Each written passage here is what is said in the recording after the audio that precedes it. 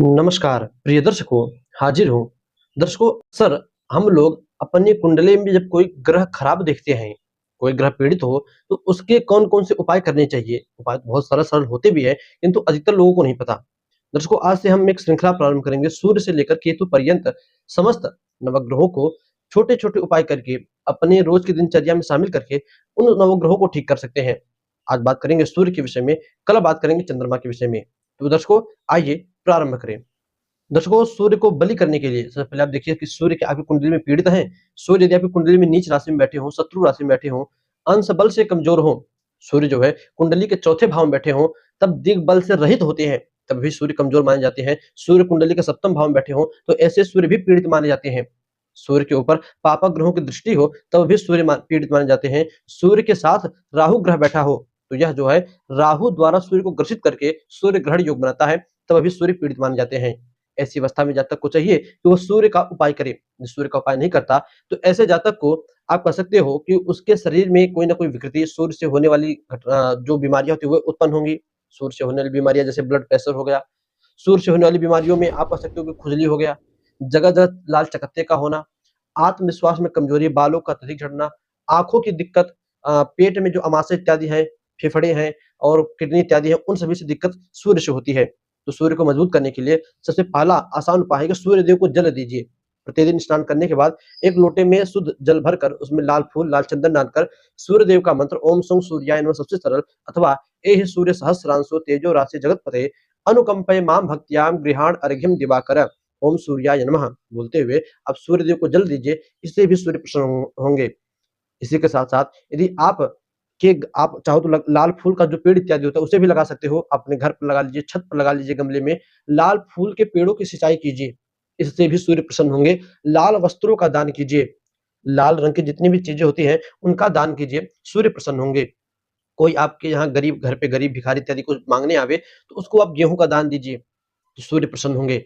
दर्शकों, सूर्य को प्रसन्न करने के लिए हाथ में हमेशा लाल कलर का धागा, कलावा, मौली हमेशा बाँध के रखना चाहिए, सूर्य प्रसन्न होंगे। आप चाहो तो एक कोई भी लाल कलर की कलम, भाई सूर्य जो है लाल रंग की प्रतीक है, तो लाल रंग की चीज़ें अत्यधिक आप अपने पास रख रहिए, जो कि आपके पर्सनैलिटी से, आपके शरीर से मैच होता रहे। दर्शकों, सूर्य देव को प्रसन्न करने के लिए भगवान श्री रामचंद्र जी की पूजा करनी चाहिए, क्योंकि भगवान राम सूर्यवंशी हैं। तो राम जी की पूजा करने से भी सूर्य प्रसन्न होते हैं। हनुमान जी की पूजा करने से सूर्य प्रसन्न होते हैं। क्यों? क्योंकि हनुमान जी शिष्य हैं सूर्य देव के। तो शिष्य की पूजा करे, शिष्य से प्रार्थना करे, तो गुरुदेव अवश्य कोई ना कोई प्रसन्न होंगे।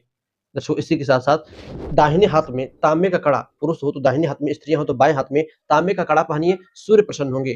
कुछ लोग यहाँ पर रत्न सोचेंगे, तो मैं रत्न को नहीं कहूँगा, क्योंकि हो सकता है आपकी इस कुंडली में सूर्य नीच के हों और आप रत्न पहनो तो आपको नुकसान देंगे।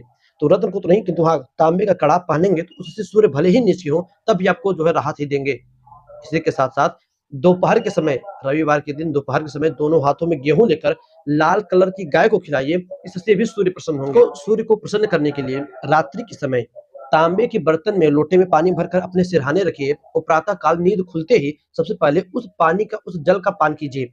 उस पानी को पी जाइए, जितना बन सके उतना ही रखिए। अब ये ना कि एक बड़ी सी लोटा में रख लिया, आधा पी लिया, आधा फेंक दिया। इससे तो और परेशानी मिलेगी।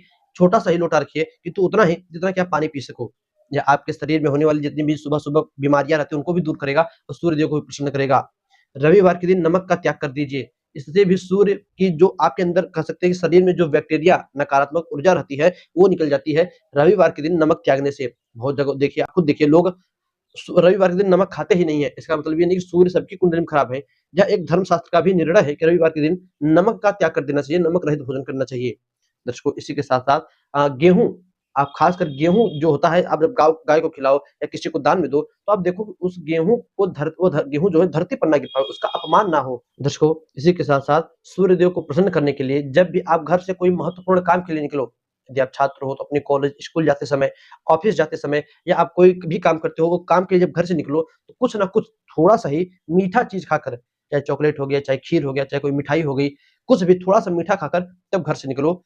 यह भी सूर्य को, यदि सूर्य से आपके काम में कोई दिक्कत आ रही होगी, मान लीजिए आपके कर्म भाव के स्वामी सूर्य बनकर बैठे हो, आपके काम में दिक्कत दे रहे हो, तो वह आपके काम में सफलता दिलाएँगे, ऐसे सूर्य जो कि घर से मीठा खाकर निकलता है।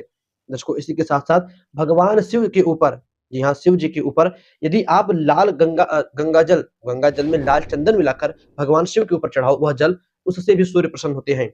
सूर्य को प्रसन्न करने के लिए माथे पर लाल चंदन का टीका लगाइए, उससे भी सूर्य प्रसन्न होंगे। अपने पिताजी का, दादाजी का, बड़े बुजुर्गों का सम्मान कीजिए, इससे भी सूर्य प्रसन्न होंगे।